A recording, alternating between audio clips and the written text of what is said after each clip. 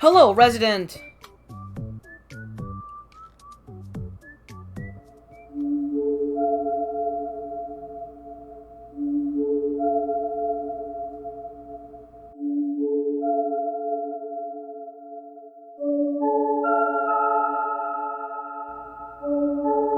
Gen 1er here, and welcome to the most factual Pokemon ranking video you've ever seen. With Pokemon Gen 9 around the corner, I figured I finally flexed my virginity on some YouTube users. I have played through all Pokemon generations, even some of the dogshit spin-off games. But you know, Hey You Pikachu is a masterpiece, and don't even debate me. You are stupid if you don't think that game is good. However, I also dislike a lot of Pokemon things, like Z-moves. That shit sucks ass. But I also love Pokemon, so I want to show you all the good things about it. So today we're ranking all the Pokemon generations from worst to best. Now here are the rules for this ranking. Each generation will be ranked based off of the Pokemon quality, so like the new ones introduced and how cool they are, and the game quality. Also, this list is completely my opinion. If I say that Gen 6 is the best generation, don't get mad at me, it was just that I was born with a mental disability. But if you say that Gen 1 is good, then well... Holy Jesus. What is that? What the fuck is that? Gen 1 is kind of trash, not gonna lie. Okay, sure it's old, and sure it was the first generation, but Red, Blue, and Yellow are simply not well-made games. The idea is there. Catch Pokemon, become the champion, and complete the Pokedex. However, the game is simply poorly made. Menus are clunky, and movement is way too slow. And I know some people will say, well, it was made on the Game Boy. Of course it wouldn't have very good menus, but like, dude, you could have done better than this. It looks like ass. There's barely any information like presented here. Maybe there could have been an option to like show another info menu, because the Pokemon battle menu is fine. Like, it shows you plenty of information on that. So why do the menus look like this? And you couldn't put a sprint button? You couldn't sprint at all? Like, just make the movement speed faster than the base speed. It's not that hard. The game is just slow in general, with attack animations taking a while and movement speed just once again being slow. But the game is also poorly made and completely broken. The game is full of bugs, and competitive Gen 1 is simply poorly balanced, with Psychic type being the most broken thing Pokemon has probably ever done. Now, the Pokemon here are pretty good overall. The starters are great, although they aren't milked to death. The Pidgeline is good and classic, Arbok is cool, Dragonite is dope, and the legendaries are all great. And here are some other cool Pokemon. But Pokemon like Muck, Execute, Tentacool, and Doduo are pretty bad. And tell me the last time you ever heard of a Dugong. Exactly. Games get a 3 out of 10, and the Pokemon get a 7 out of 10. Next!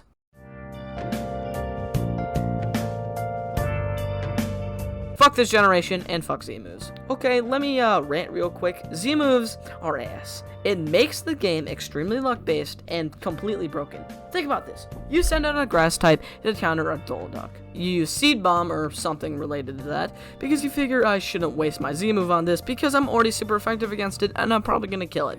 However, Golduck outspeeds you, and well, that wouldn't be an issue with Z-moves. It is an issue, because it proceeds to one-shot you. And if you're playing a Nuzlocke, well then I just gotta say, kill yourself. But besides that, the game is just boring. Kahunas and Totem battles are cool, but they're simply just a gym with one super battle against a special Totem Pokemon, which is kind of whatever. Like, I don't care too much, to be honest. The intro is also fucking brutal. There's so many cutscenes, so much dialogue, so much boring characters. I mean, goddamn. Some Pokemon fans say the story is cool, but that's because they've never played a game with an actual good story. And saying the characters are great are stupid. Lily is just a happy-go-lucky girl who has a pet. Like, I don't give a shit about the story. And Ultra Moon makes it even worse. At this rate, I just don't care about the post game because of how shitty the story is. So I don't even really want to cover that. As far as the Pokemon go, well, I'm much more positive about it. Starters are kind of mid, but the Rowlet line is dope. Ultra Beasts are weird, but pretty cool. The Lycanroc is really cool. Vikavolt is nice, and Beware is cute. And Mimikyu is probably my favorite Pikachu clone. And yeah, here are some other cool Pokemon. Overall, I'm feeling a light 2.9 out of 10 on the games and a 8 out of 10 for the Pokemon.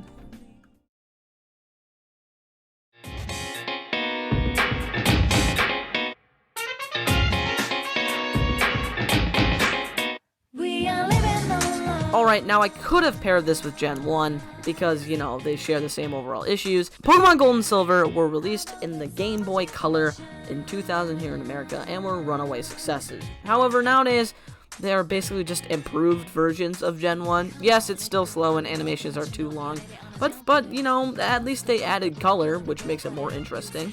And the game is packed with content, with both the Johto and Kanto region, and Red as a special boss, which is pretty fun. Pokemon Crystal is also cool, but it's not too different from Gold and Silver. Pokemon-wise, however, that's where it kind of falters. It's pretty underwhelming. Stats are okay, with Totodile being my favorite. And, well, yeah, fuck this thing. Crobat is amazing and a great evolution to Golbat. And here are some other good ones.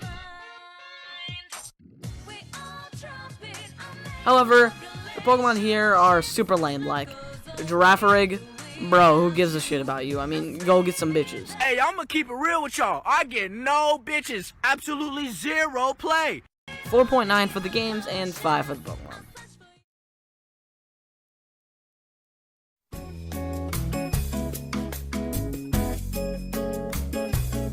Pokemon Blade and Pokemon Armor are the most controversial Pokemon games.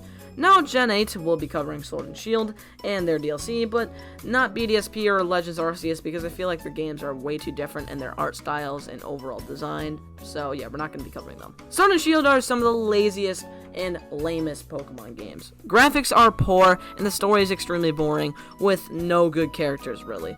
Team Yell is dog ass and are simply an excuse for an evil team. Sword and Shield adds some really cool things, however. The wild areas are cool and were the baseline of Pokemon Legends Arceus. Pokemon being removed was kind of sad, but it allowed me to complete the Pokedex and also helped competitive me be more fresh. And the DLC is, well, pretty fun. The Isle of Armor is a big wild area with a Kung Fu twist, and while the story here is kind of lame, I actually liked Clara as the sword rival. And the Crown Tundra was really fun. Story is kind of mid again, but hey, the exploration and legendary quests were so fun. Seeing all these legendary Pokemon was just really cool, and I really liked the new legendaries that they added. But what about the Pokemon? Well, they're also really great. Obstagoon is a really cool regional evolution, which is pretty disturbing. Dragapult is dope with some crazy strength, and Scorch is one of my favorite bug types. And there are so many other great Pokemon like these. Base games get a 4 out of 10, the DLC gets a 7 out of 10, and the Pokemon get a 9 out of 10.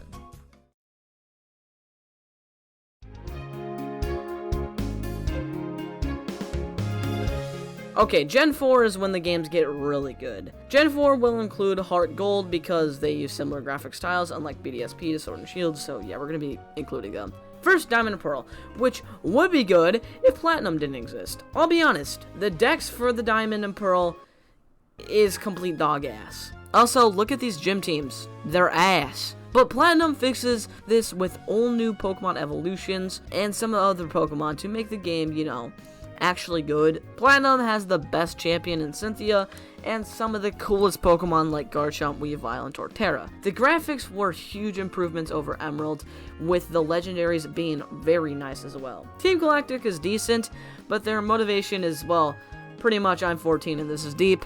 The music, however, goes really hard. Like Jubilife City, I mean, come on, bro. But Heart Gold and Silver are even better. Walking Pokemon is good, unlike some other games, and the issues with bugs and graphics with Gen 2 are fixed here. Red is just as good, and Heart Gold and Soul Silver still contain the insane amounts of content that the OGs had. Anyways, the games get an 8 out of 10, and the Pokemon get a 7.5 out of 10.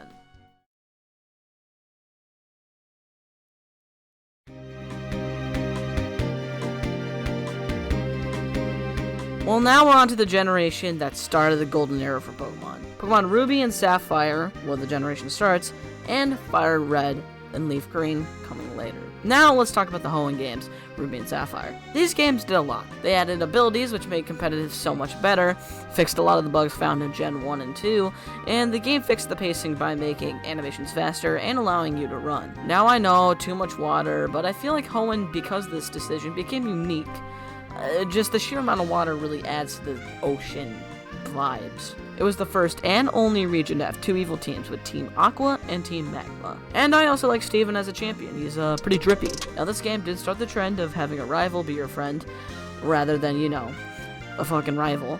But I honestly don't care too much in this game. Also, the new Pokemon are solid. The starters are my favorite in any region. All of them are great in my opinion. Metagross is cool, and so are the legendaries, and here is some other I like. But Gen 3 does not end here, because they remade Gen 1 and they're great. Gen 3 graphics and battle mechanics makes it so much better than the original, and the bug fixes are very welcome. I also forgot to mention that Emerald has the Battle Frontier, and this was so cool, and it's sad we haven't gotten one since Gen 4. So the overall games gets a 8.5 out of 10, and the Pokemon get a 8 out of 10.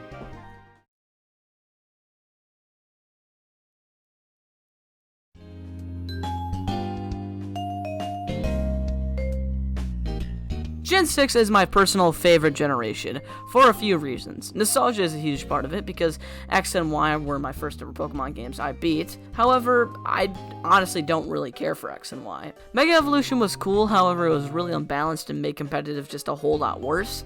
And the games were pretty formulaic, but I love the Kalos region design. I think it's really cool. Post-game was lacking, and the game is the easiest Pokemon game out there.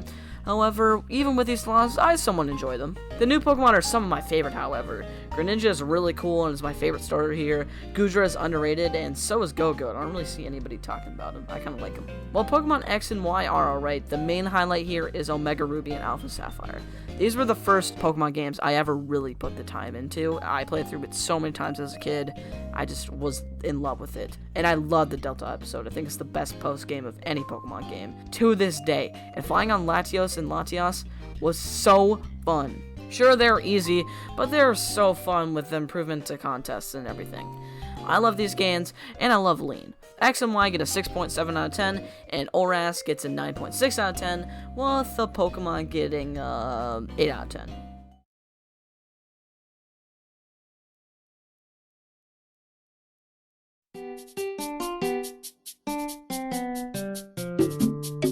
Yeah, I'm every Pokemon YouTuber right now, but I don't give a single fuck.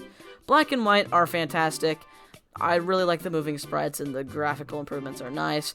The new Pokemon are underrated. I literally like Garbodor.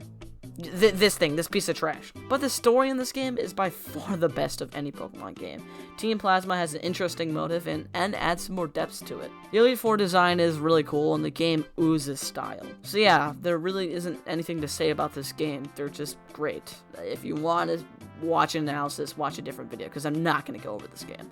Games get a 9 out of 10, and the Pokemon get a 7 out of 10. This was my ranking, and if you liked it, please let me know in the comments, and until next time, this is Jade going out. Gen 5 is goated with the sauce. I miss the old Kanye, straight from the gold Kanye, chop up the soul Kanye, set on his goals Kanye, I hate the new Kanye, the bad mood Kanye, the always rude Kanye, spaz in the news Kanye, I miss the sweet Kanye, chop up the beats Kanye, I gotta say, at that time I'd like to meet Kanye.